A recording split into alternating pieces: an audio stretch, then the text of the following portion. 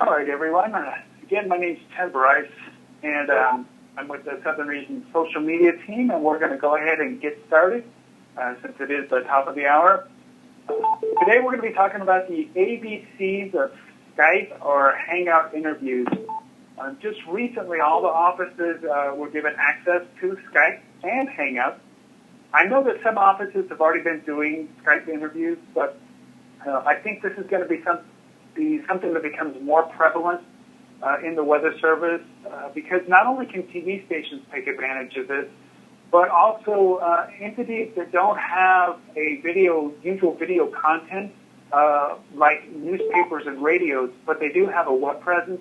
They can then begin to leverage these interviews and post them on their web pages. So I do think it's going to be something we're going to be seeing more of in the months and years to come. So I thought it would be a good idea to kind of go over the basics of how to conduct a Skype or a Hangout interview. We're not going to go over like the knobology of how to do it, how to start Skype or a Hangout. Basically, this is just the basics of how to do the interview, how to make it look right, how to make it look wrong. We're going to go over some things, some do's and don'ts. Just real quickly, as far as announcements of upcoming AWSC social training, I don't have any. So if you've got an idea, let me know, and we'll talk about it and see if we can get it scheduled.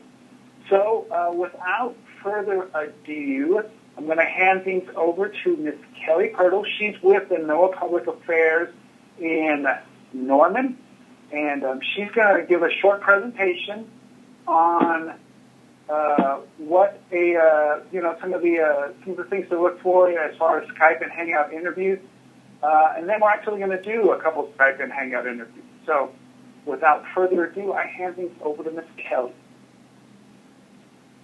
Okay, thank you. I'm so excited to be doing this, and I have Rick Smith in the office with me from Norman WFO for technical and moral support. Yay. Is it blocking? I'm figuring this out as we go too. Here, go ahead. Yeah. All right, so okay. Yeah, we're doing it. We're making the slide so that it's not showing everything on my screen. Yeah, it's over on the right. It says present. There. It was blocked by the GoToWebinar stuff. Okay. It's clever. Allow. There we go. All right. Well, that artwork's not very clear, but anyway, I've done some media training with some of you guys, and so I guess the number one thing I want to say about Skype interviews is that they are interviews, and so all of the typical interview strategies that you would use you should use them for this. But there are some differences about Skype, and we're going to talk about that. My number one philosophy, I always start with philosophy and then go into tips, and my number one philosophy is that reporters are our strategic partners. And Tim basically just said that. But, they are key to us getting our message and our information out to the public. And so we should treat them as strategic partners. And a Skype interview, it's good to think about a few things before you do one because they are a live interview. And we don't actually do that many live interviews, right? So I came up with Skype and, something to talk about with SKYPE. And I hope somebody's laughing out there with my little artwork. If you're in the office, you do need to put pants on. But, so number one is shine a light. It's real easy in a Skype interview if you're just using available light to not have enough light, and so you're kind of in shadow. Or if you're in front of a window, you could be backlit, and we don't want that. If there's a light, the only light is directly above you, maybe it makes you look like you've got really deep circles under your eyes, or if the only light is below you, it's like putting a flashlight, below your chin, it looks creepy. Think about also the background. If you are in a place where you can add a logo, add a Weather Service or a NOAA logo, A lot of times people will use just a blank white wall. And while that's okay, it's better than a lot of junk behind you, it's still better if you have something a little bit more interesting. So if you can use some kind of ops, some kind of computer screen with some, colors and radar loop or something, that's even better. Also, you want to dress appropriately. Something you have to think about. You don't have to think about that with a phone interview, but you do have to think about that with Skype. And here we go. The K. Okay, this guy's creeping me out a little bit. So he's got the white background, and he's scowling at the camera. All right. So you want to, first of all, the number one thing is to keep a steady gaze. Keep focused on the camera, and talk to it like it's a person, right? Because you are talking to people through that camera.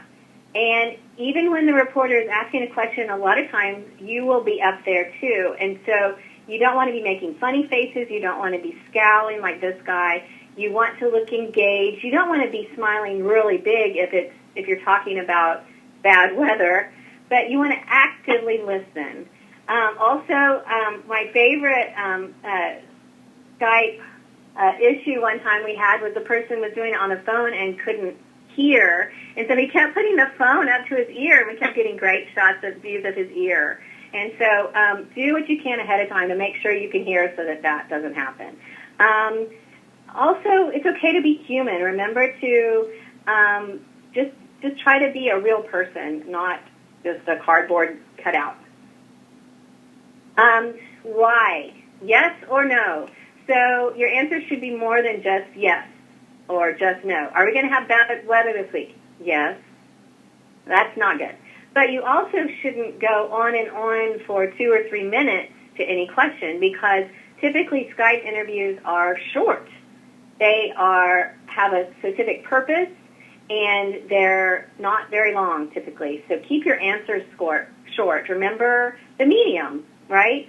And so your answers need to match that medium, which is Skype. Also, it helps if you prepare ahead of time. Before your Skype interview, interview the reporter. Know what to ask them. What are you going to ask me about? How much time do we have? Who's the audience, if it's not clear? This helps you know what to say and to tailor your message, and it will also help you determine your key messages and talking points. Think ahead of time about what could they possibly ask, okay? And be prepared to answer those questions. And then P, plan what you want to say. I think I just said that. But you want to have your talking points, focus on key messages, and then plan how to bridge back to your talking points if they ask you something that's out of the blue. We know that you should always be prepared for if there is a random off-the-wall question, which can happen. Rick knows this as well as most people, that you need to be prepared with an answer and it doesn't have to exactly answer the question. Because it's live, you can pretty much ignore the question and bridge to whatever you want to talk about, and they're not going to correct you because that would make them look stupid, the reporter.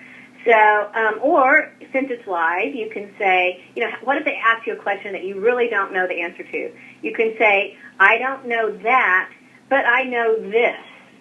Well, I'm not sure about that specifically, but I do know that we encourage people to follow their safety guidelines and be prepared for this weather. It's always okay to bridge to safety information and weather service mission. And so let's talk a little bit more about preparation. Key messages and talking points. Key messages are the main things you want to say. Talking points are the specific facts and things that you can talk from, the information that you've gathered that you can talk from. Whether that's the forecast or it's the information after the event, how many tornadoes were there, how many inches of rain did we get. Think about the things that we know they'll ask for. You know that there are certain things they ask every time, and be prepared for those. The other thing is bridging, and if you haven't done the media training with me, maybe you don't know about this, but bridging is not anything complicated. It's just going from maybe what they ask to what you want to talk about. And it's perfect for Skype interviews because no matter what they ask, you can say, well, actually, you can ignore their question even, and you can say, well, actually, the point is, and then talk about what you want to talk about. Keep it positive, but use bridging to steer the interview. I'm not saying avoid a question. I'm just saying you can either answer it briefly or you can go directly into what you think you should say. It's also okay to correct the reporter. Probably not necessary usually in this case, but it's okay if you need to. You can say the fact is, the truth is. The important thing is have something before you even start an interview, a Skype interview. Be prepared with, okay, if they ask me an off-the-wall question or just a random question, what am I going to bridge to, and be prepared with that.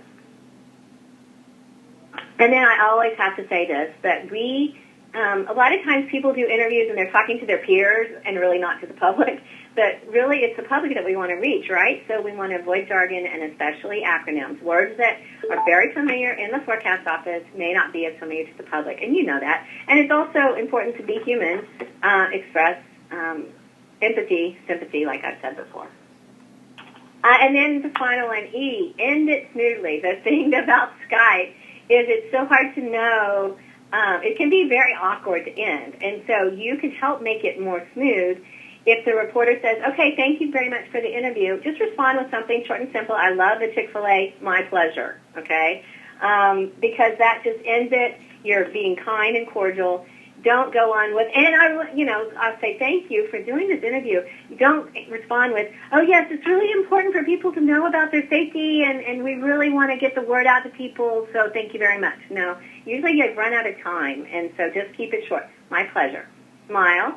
Keep your eye on the camera until the light is off. Make sure the microphone is off. You do not want to say anything off the topic you've just been talking. You don't want to go, whew, that was crazy, and maybe the microphone's still on. Not good. So that's a real key point there that makes Skype unusual. All right, I promise to keep my presentation short. So I want to have a time for questions, and then we're going to do a mock interview. Okay? So how do I? Okay. So I really appreciate that, Kelly. That was good stuff. I think a lot like wisdom. I think we all know those tips, but it's sometimes very difficult to put them into to practice. So, before we get into our mock interviews, does anybody have a quick question for Kelly? I already got one from somebody, and so I'm going to address that. I love NWS polos for these kind of interviews. I think that is the best way to dress. White ones, white ones are not as great because cameras don't like white as much. And so choose a color that complements your skin tone, and so you don't want to look washed out. But the NWS polos are better than a T-shirt. Same rules as general interviews. I prefer a shirt with a collar, or for women, a nice top. Avoid plaids and small patterns because, again, the camera doesn't like that very much. Solid colors are best.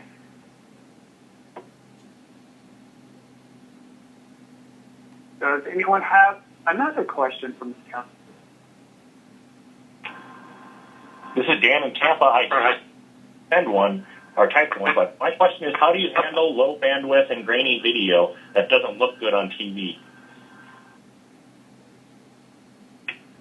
I don't know if it's the best you have, it's just you have to go with it.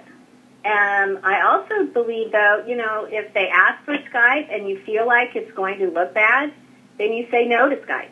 We've done that before, where we just said no, we'd rather do a phone interview. Okay, that's actually a good idea.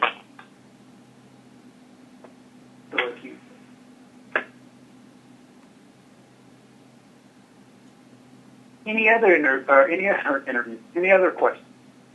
Rick Smith just pointed out you can do audio only if you have low bandwidth. So you can, again, just take out the video part, especially if I don't want anybody to look bad. So, yeah, if it's going to look bad, just do audio. Okay, the other thing we've done is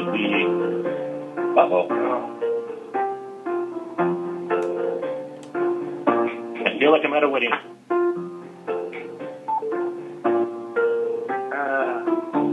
Always fun. I guess we'll... No idea who that is.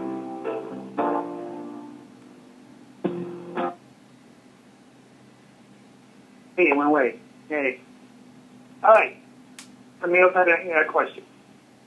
I have a question here. Can you hear me? Yeah, who's this? Carol Christensen in Duluth. Can you give us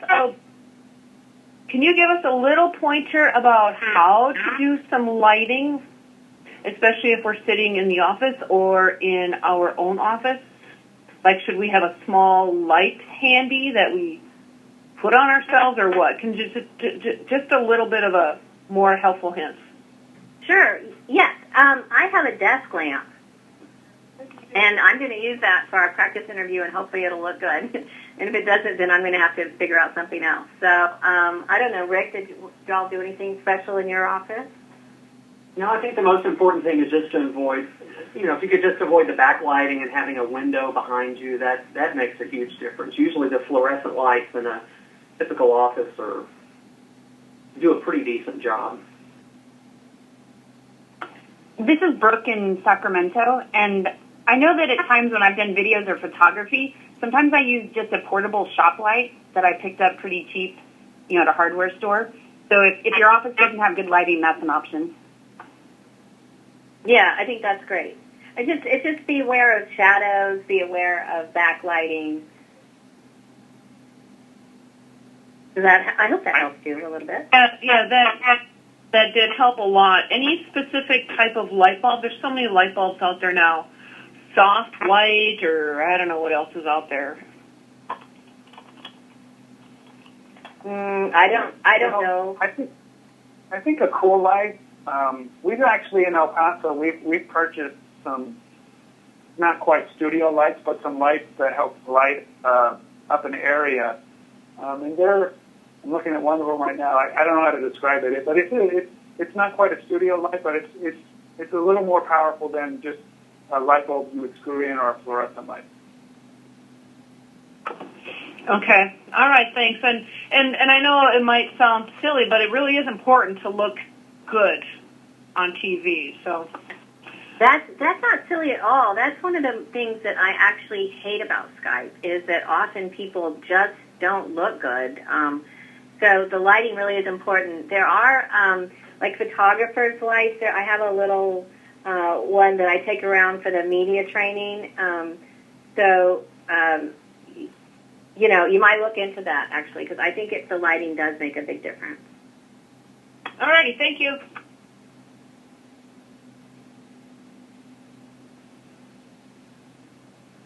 Are there any other quick questions here before we get into our mock interviews? Yeah, Tim, this is Kurt at Southern Region. I don't know if anybody said it, but if they do that phone-only interview or voice-only interview, and they want video, you might want to have some file headshots, because oftentimes when we get asked for that, they'll want to do, when they wanted to do Skype before we could do Skype, they would ask for headshots, and the reporters will scour the internet based on your name, trying to find something they can use to post up there when you're doing audio. That is a great suggestion, Kurt. We actually get that a lot whenever I'm arranging a Skype interview for someone. They'll always ask for a headshot of them. So it's good to have a headshot ready to go. And Rick just pointed out something else that I didn't address yet. The angle of the camera is important too. You want to be straight on if possible. You don't want to be looking up like you're a little kid, and you don't want to be looking down and get a double chin. So it's really kind of more straight on is pretty good. And basically kind of fill up the screen because they want to talk to you, so you don't want to be real far back either.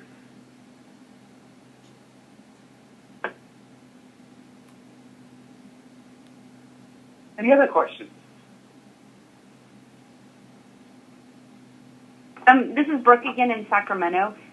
One of the things I've noticed with webcams that I've used before, if I'm in front of the computer and I'm wearing my glasses, sometimes my glasses will reflect what's on the screen. Have you had to deal with that at all during Skype interviews? We actually did a practice on Tuesday, and Tim had his glasses on, and I could see in the glasses what was on his screen. So it's always tricky with glasses, but if you can possibly at all do the interview without your glasses, that's the best strategy. If not, then I would practice ahead of time with your particular camera so that you know how to wear them or what angle to put the camera so that it doesn't happen. But, when we do TV interviews and a crew comes in, I always say it's up to the photographer to make sure that the light isn't reflecting onto glasses. But with Skype, it's up to you. So. And to kind of play right into that, don't advertise that you can do Skype interviews and then not practice them, because not a good time to learn how to do Skype interview is the first time you got a call to do it.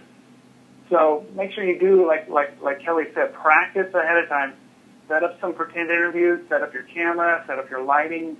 What does it look like in the background? Do all of that ahead of time just so you know, so that when you do get the call, you know not only where to go and what to do, but you also know what buttons to push and is my audio working and how do I troubleshoot if the audio is not working and stuff like that. So don't try to learn Skype or Hangouts on the fly. Try to do some practice ahead of time. Yeah, and somebody mentioned, Rick just read to me that it's also good to have some B-roll of your office available. And yes, as always with any interview, if you have some supporting, I was trying to keep my presentation kind of short so that we could talk about issues, but if you have supporting materials like video or photos of your office or products that you can put on the, point out on the web that this would be good to help illustrate what I'm going to talk about, and definitely point that out beforehand. That's a great idea. Well, Kelly, why don't we go ahead and get started with interview number 1.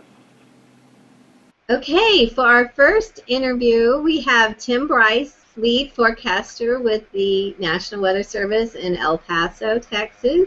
Welcome, Tim. Thank you so much for answering the questions about this upcoming storm. So, what is the latest forecast? The latest forecast is we're expecting... Wait, I'm sorry. I messed that up. That's okay. I'm supposed to ask a question that you can say yes to. Right. Okay, let me that's start over. Next question. Huh? Okay. I'm so sorry. I totally messed that up. My questions here is not good. Is this storm going to be bad? Okay. Right. Okay, here we go. 3, 2, 1. Hi, we are here with Tim Bryce with the National Weather Service in El Paso. He's a lead forecaster, and he's going to give us an update on this winter storm we're expecting. You're going to get bad? Yes. Okay. Could you elaborate just a little bit for us? What should we expect? Yeah, what we can expect is we've got an upper-level storm system that's dropping out of Colorado across the state of New Mexico. At the same time, we've got a powerful cold front moving across the east plains of New Mexico. We call it a backdoor cold front. Basically, this backdoor cold front is going to undercut the upper-level storm system, and we're going to get some isentropic upglide. We're going to get some forcing, and we're really going to see showers start out as rain. Then we'll transition over maybe with some growlpool, and then get over to some sleet, and finally it'll change over to all snow, and we could see several inches of snow fall, mainly over the higher elevations, but also maybe across the lower elevations. So we'll see snow develop, and then it could cause problems for everyone later in the day. Okay. We're almost out of time. I need to ask you one more question. How should people prepare? Oh, wow. That's a good one. Well, there's lots of things that anybody can do. Make sure you're remember the 4 P's: plants, pipes, people, and there's another P. I forget it. Well, just Okay, well, we're out of time, but thank you, Tim, very much. We appreciate you. sure, it was great. I had a great time. All right. All right. All right. I hope everybody had fun, a good time watching that, actually. So, I wanted to have a little discussion about maybe we tried to throw in as many problems with that one as we possibly could. So, I hope it'll work logistically, but tell me some problems with that one.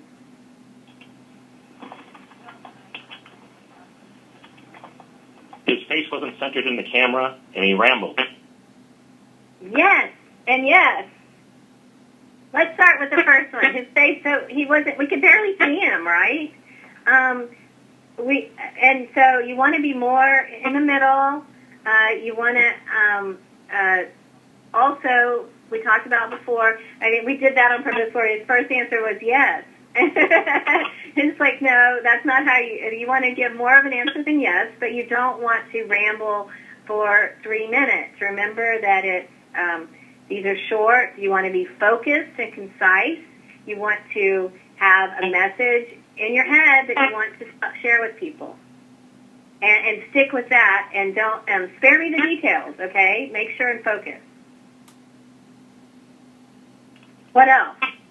He was chewing gum. Thank you for noticing that. That is like one of my big pet peeves.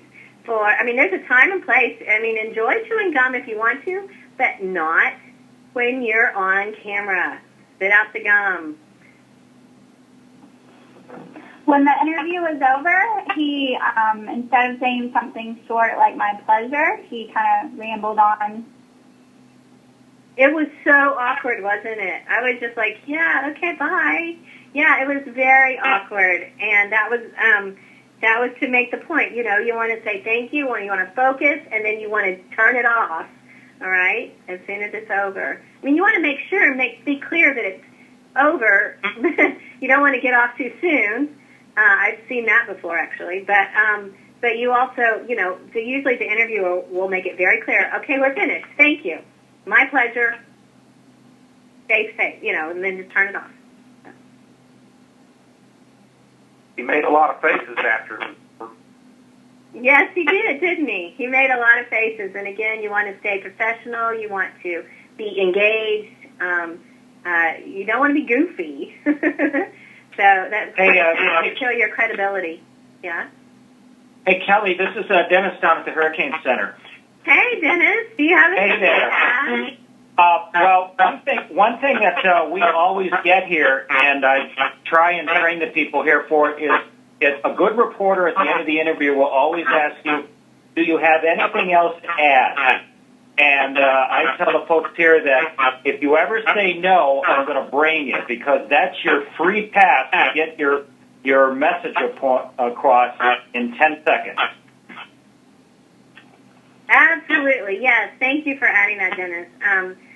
A lot of reporters will. They'll ask you anything else you want to say, and I don't care if you've said it 10 times already. You want to repeat your main message. What is the one takeaway? That is your golden ticket to say the one thing that you want everybody to remember, but you want to do it concisely and clearly. And you say it, and then you're quiet. Absolutely. Thank you. What about the background, you guys? It was kind of busy, wasn't it? Kind of busy background. Also, what he was wearing a T-shirt on purpose. So that's why we've got this time in between. He's actually getting ready to do one correctly, we hope. So, what else did you see? He's using some awfully big words with I can crooked lips and all. Exactly. I wrote that down. If nobody else was going to say it, I was going to say it. I wrote it down. It's like, yes, remember to avoid jargon.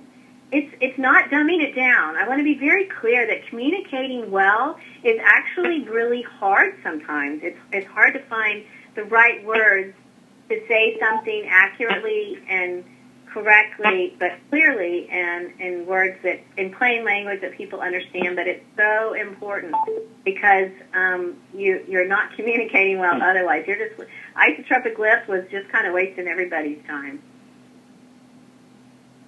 He also started off the interview extremely boring with an answer of yes.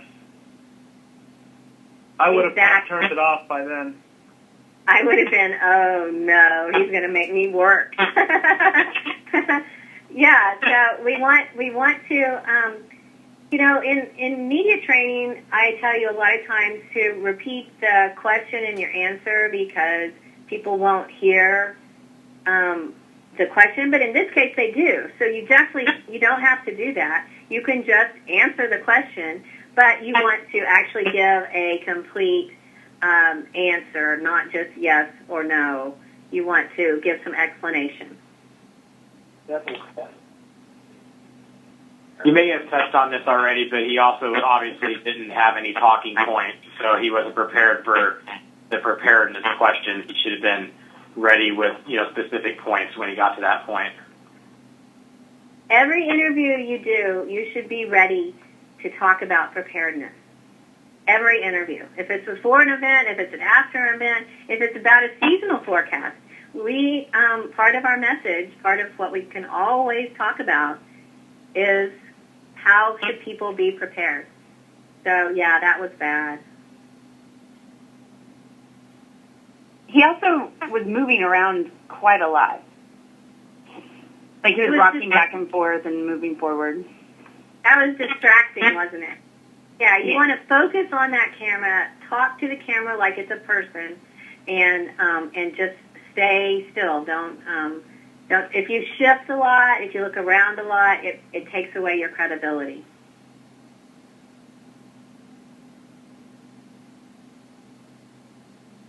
What else? I think we picked it apart pretty well, didn't we? So, as soon as he's back on, we will do a better one, I hope. Hey, Kelly, I'm back. Okay. You want to do this? Yeah, we'll give it a try. Is there anything else you want to add? You want to talk about that? No, everyone seemed to hit everything that I was trying to do incorrectly. Isotropic lips. I know, that was hilarious. I think that was it. The background, I'm in the training room for the El Paso office. We had planned on doing this at home just so everyone knows it. But most of the interviews are going to be done at the office, so I thought it was good that I get in here to the office. And but do be cognizant of, there's two things to be cognizant of. What's in the background? If you're doing it out in ops area, there are some issues with your coworkers maybe not wanting to show up on TV. So make sure that everyone's aware that there's a live broadcast and that it's going out on TV. And if they don't want to be on camera in the background, you need to kind of box out the area of where it is.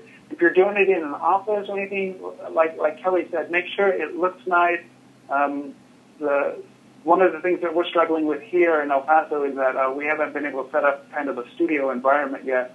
So as you saw, we've got just this ugly blank wall with empty shelves, and I threw some clutter back there to make it look real nice. And so yeah, it's amazing when you look at an interview, you're listening, but your eye is traveling and seeing what is in the background. I do it all the time, and so it's important that you know what's in the background. I tried to make that first one much as messy as possible. So I think that was it. I think everyone picked apart everything that I did wrong. No, I think they did a lot of good things. One thing to add is background noise. We want to avoid, like if I was doing this at home, I would have to worry about my dog barking, and so you want to try to control as much of that as you can. Coworkers, some of us have loud coworkers or something. Make sure people know that you're doing this so they won't come in talking loudly, for instance. So. All right. Okay. Let's try. Let's hope it looks good.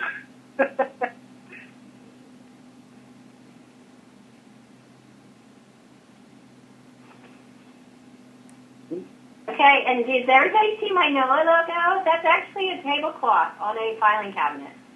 So I need to work harder on my background, but... Hey, welcome everyone. We are here again with Tim Bryce showing us the right way to do the interview. He is lead forecaster with the Weather Service in El Paso, Texas. Welcome, Tim. Tell me, I know that we're anticipating some winter weather. Is it gonna be bad? Well, it's going to be significant. You know, here in the desert Southwest, we don't get a lot of snow, but we do get some snow, and this is one of these times when we will get some snow, even down in the lowlands. We've got an upper-level storm system coming across, and it's going to produce, in the mountains, 6 inches or more of snow, but in the lowlands, it could even produce 1 to 2 inches of snow, which, as we all know, could cause us problems. All right, so this sounds like something we really should prepare for. What should we do? Well, most definitely, if you the storm's going to come in later this evening, so you still have time to run around, get your errands run this morning into the early afternoon. But really, if you make plans to be in and at home safe by this evening, try not to get out on the roads. They're going to quickly become icy and slippery, and we don't want any accidents to happen. All right, we have a few more seconds. Anything else you'd like to add? Well, sure. Just want everyone to know that you can always get the latest forecasts and information from our webpage. It's weather.gov/El Paso, or follow us on Twitter or Facebook. Great. Thank you so much for this helpful information, Tim. Take care. Thank you. You too. My pleasure. Okay, so much better. Awesome. That was great. That was really good. His answers were concise and relevant and helpful, and had a fact in there that I threw in the question about what's unusual, and he had some facts to share with us about how much snow El Paso typically gets. I liked the images. As I said earlier, a white wall is better than a really messy background, but it's better to have some kind of artwork, some kind of color. Right. Oh, one thing I did want to point out, I didn't hear somebody mention it. On the first interview, I had a bright light, and I had the office lights turned off, and I had the light way to my right. So it was basically lighting up the entire right side of my face. So for the second interview, I turned on all the office lights, and then I moved our studio light so that it was lighting the background and catching a little bit of me to kind of just better give it a warm feel and everything. So again, we had talked about lighting earlier. I forgot to mention that. I think in our preparation for this, we talked about lighting a lot, and I think today we talked about lighting a lot, and I really do think that's critical. I think that will be the difference in how you look, and it's something that you really do have to think about. Right. Anybody else have any other questions, suggestions?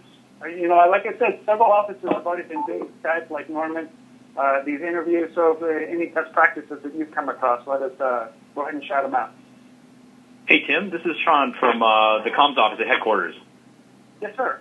Hey, and this is a question, I guess, for you and Kelly. And I'm sorry I dropped off the call briefly there, but I just wanted to ask if, with regards to the graphic, by the way, really great job second time around.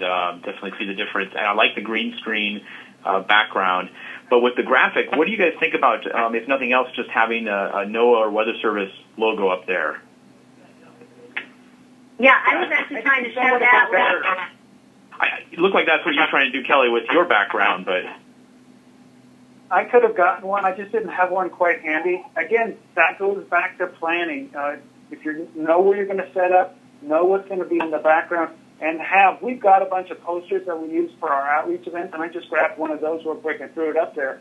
But yeah, if I'd been planning a little better, I would have had like an NWS or a NOAA logo back there instead. Great, thanks. Hey, this is Springfield, Missouri, and we were curious to know, do we just make up our own username and password with the Skype, or does the Weather Service do that for the individual offices? Hey, Corey, can you answer that? Maybe not. Took me a while to unmute. Hey. Oh, sorry. Thank you. And I also missed the question. Could you ask the question again? Yeah, we were just curious to know, do we make up our own username and password for Skype, or do we have to wait for the Weather Service to send that down to us? Oh, gotcha. Yeah, there were instructions sent out. It was all regionally based. So here in Southern Region, we sent out the instructions to have those created. There's a standardized name, and I think Derek sent those out up there as well, Derek DeRoche. But if you hadn't, just shoot him an email, and he'll send you those instructions. And the same thing goes for the other regions. Just contact someone at region. The emerging tech rep is usually best to get those instructions back out to you. Okay. Is there anybody from Central Region headquarters on this call then? Because we were not sent any of that. Yeah, this is Jim Keeney in Central Region. I'll have to talk with Derek to see where that is. But like Corey said, I know he has those instructions, and they've been working with Southern Region on getting that stuff together. So I'll double check after the call here and see where it's at and what we've sent out or getting ready to send out. Okay, thank you.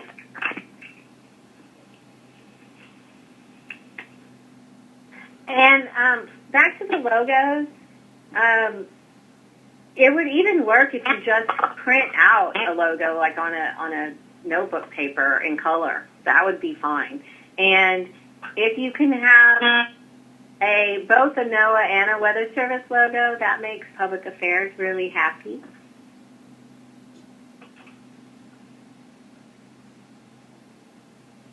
I have just a question about that. I didn't get the name of the fella who was on from headquarters, but is there any possibility that there's funding available at the NOAA level to supply like a Weather Ready Nation logo? I would think would trump either of the other two, since that's really a NOAA program, not necessarily a Weather Service. No. You want a Weather Service or a NOAA logo. Those trump. NOAA trumps everything. NOAA is where we get our funding from, but I know that a lot of offices prefer to have a Weather Service logo, and I understand that. As far as funding from headquarters, it was Sean Potter, and Sean and I will both ask, but I doubt it. Yeah, this is Sean Potter from the comms office at headquarters. I was the one that was on earlier. I think that's a good point about, the Weather Ready Nation, since that is something we're obviously trying to get out there. And as Kelly mentioned, I can run that up the chain here and see what the possibility is. But I wouldn't necessarily hold out a lot of hope in terms of funding. But maybe there's some alternatives. We could create a nice high resolution graphic file that we could possibly share with you guys, and then if you could have the means to print it out locally. And as Kelly mentioned, it doesn't have to be, huge. Maybe even something if you had, I don't know if what you could do on a normal 8.5 by 11 in full color printer, or use some local provider there if it weren't too expensive. But we'll see what we can do to help you guys out. Thank you so much for that response. That's appreciated. Hi, this is Tom in Pueblo. Hello? Yeah, Tom, go ahead. Okay, sorry. As far as Central Region goes, we got the instructions from Derek in an email on November 24th about setting up Skype. Very good. I'll let you track that down. And it's pretty easy to set it up. I set ours up for the El Paso office pretty quick. Any other questions? We still got some time if somebody wants to have a question.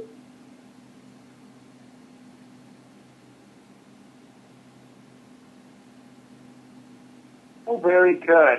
I want to thank Kelly for taking the time out of her day to come and talk to us about this. It's very good and interesting, and I really enjoyed it, and I'm glad I was able to play my part. Thank you, Tim. You did awesome. Thank you. Thank you, Tim. And this is Kelly. Feel free. I'm available if somebody has any follow-up questions or something. I can be reached by email or phone, just find me on the NOAA locator. Very good. And like I said before, we've recorded this, and I'll make Kelly's slides and the recording available once we get everything squared away with that. So